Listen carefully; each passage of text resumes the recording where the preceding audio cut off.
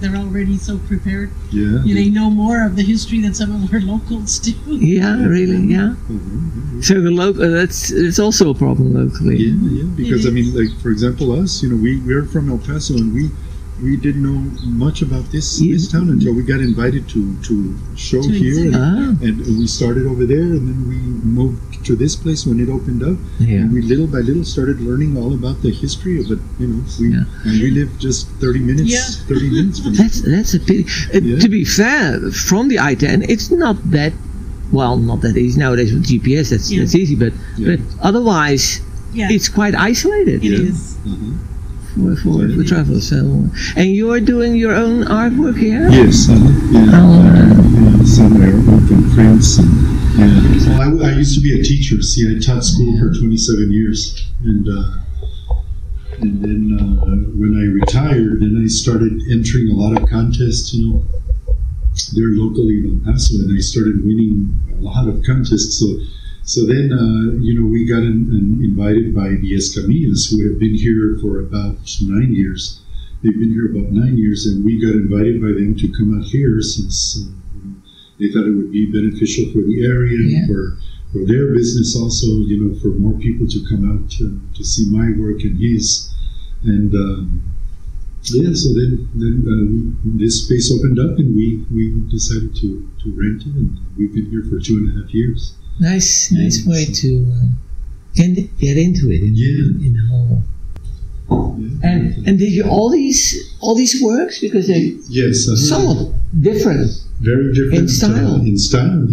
Because I like to, when I retired, I started experimenting with all kinds of different styles, and I'm still moving into different, adopting different styles and learning as much as I can. To me, it's like a learning experience, to try to be able to handle everything, the media, acrylic and oil, and that's my way of learning, is by trying different styles. But you've had some history, but was that more as a self-taught at home? Yeah, mostly self-taught at home, and I studied at the university too. When I was studying to become a teacher, but it's mostly self-taught. And I like to do portraits and landscapes, both.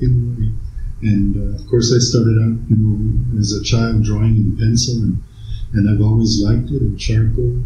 And this one's acrylic, and these two are oil. So I like all media and all subjects. And this guy, I met him in downtown El Paso. I took my family just to take pictures there in downtown, and he approached me and asked me for some change. And I told him, hey, if you'll pose for me, I'll give you a few dollars. So he posed for me, and then I did a painting, which was purchased by the museum there in El Paso.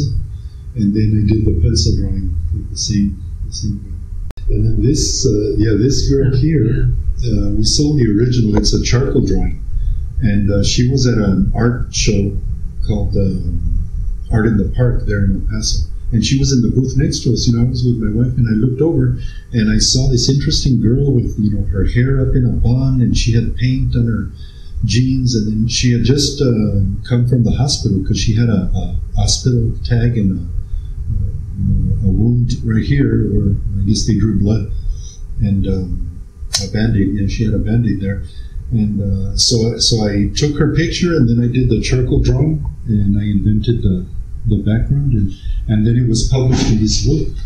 I sent it to a competition, and then when it got back, I entered it in that competition, and it was selected to be in the book, and it was published. You've done most of these works in the last 2.5 years? Yeah, most of them in the last 2.5 years. Yeah. I would say, isn't that prolific? Because that's pretty prolific. I think the oldest one, gosh, I can't think of. Probably the oldest, one of the oldest is this one here, and that's maybe 4 years old. But most of these have been done in the past 2.5, 3 years, maybe 3. While being a teacher, I started a lot of paintings that I didn't finish. So I have stacks and stacks of paintings on paper and canvas that you know, I started with a lot of enthusiasm, and then on the weekend, you know, and then Monday comes and back to work. So I would put it aside, and then the next weekend I would start. Oh, I got excited about this, and let's do this and this, and then Monday go back to work. So put that aside. So I have stacks and stacks of paintings in different styles, different inspiration that I didn't finish, and so a lot of times I'll just take them out and finish them. Just a question, because that's something I forgot. You mentioned you were a teacher. What kind of a teacher were you? Art. Yeah, oh, you were in art. Okay, so the study was about art too. Yeah. Then it makes sense, because I thought you had a different. You came back to art or something. Art teacher, okay, fine. Yeah, and even though as a teacher you can't really spend a lot of time on your artwork, you know, I thought, oh, it's going to be great. I'm gonna teach school. I'm gonna teach the kids, and I'm gonna come home and I'm gonna paint. And but that's not the way. You know, it exhausts you. It's very exhausting teaching children, and so I didn't really progress as much. So as soon as I was eligible to retire, I said, that's it. He told me, you don't want to stay 3 more years, 4 more years? No. Now I'm eligible. I'll see you later. And I thought, if I'm going to do anything with my art, you know. Yeah, those were 2 very nice people to talk with.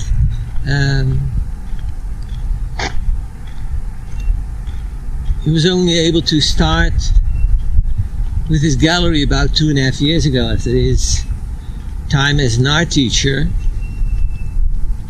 and he has some very nice work.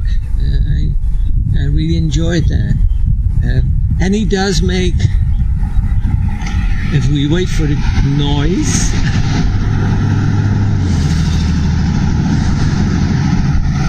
it's getting busy here. And he's also able to make some portraits in multiple types of media. And he only has to be here, so he'll take probably a couple of photographs, and then he works off of the photographs to make the picture that you agree on. And if you want to visit them, they would appreciate that very much, and I will leave some directions in the description of the video.